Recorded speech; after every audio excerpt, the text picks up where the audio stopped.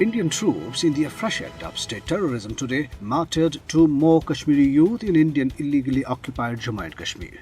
The troops martyred the youth during a massive cordon and search operation in Arigam area of Pulwama district.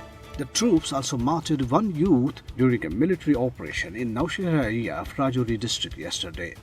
Indian police arrested ailing all-parties Hurriyat conference leader Abdul Samad Inqilabi during a raid on his house in Sumbal area of Bandipora district.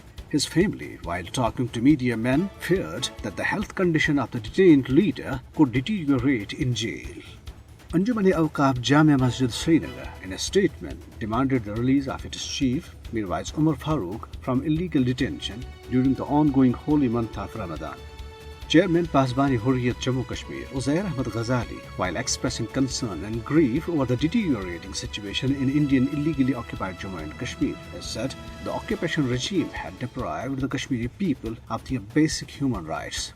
Ghazali, in a statement in Muzaffarabad, Azad Jammu and Kashmir, said that ruthless Indian government is engaged in conspiracies to change the status of the Muslim majority state into minority. Meanwhile, Modi-led Indian fascist government prevented the chairman of Amnesty International in India, Akar Patel, from traveling to the US at the Bengaluru International Airport today. He was supposed to deliver lectures at some universities in the US, including Berkeley and New York universities, on human rights situation in India and occupied Jammu and Kashmir. Earlier, the authorities had also stopped noted Indian journalist Rana Ayub from traveling to the UK for being critical of the Modi government's policies.